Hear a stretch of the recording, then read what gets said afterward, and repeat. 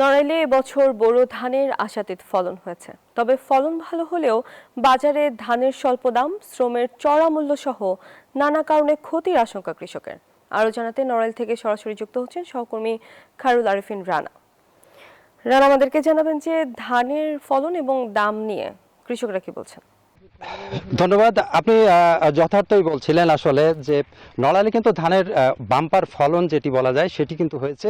তবে বাজার মূল্য, ধানের যে বর্তমান যে বাজার মূল্য এবং যে শ্রমের মজুরি, শ্রমের দাম এটি দিতে গিয়ে কিন্তু কৃষকের এখন নাবিশ্বাস।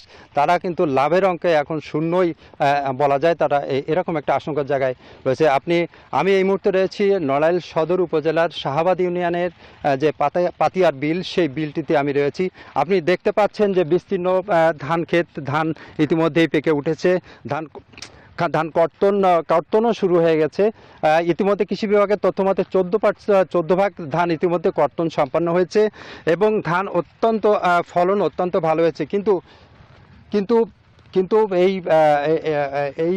এই বাস্তবতায় ধানের যে বাজার মূল্য আজকে সোমবার তুলরামপুরের যে পাইকারি ধানের হাট নড়াইল সদরের সেখানে সেখানে সেখানে কিন্তু আজকে চিকন যে ধানটি রয়েছে সেটি 1100 থেকে 1150 টাকা মাত্র।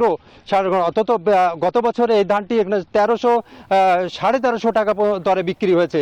তো এই ছিল ধানের যে বাজার দর এবং যে ফলন, এটি নিয়ে কৃষকের যে আশঙ্কা, সেই আশঙ্কার সর্বশেষ পরিস্থিতি। ধন্যবাদ তোমার।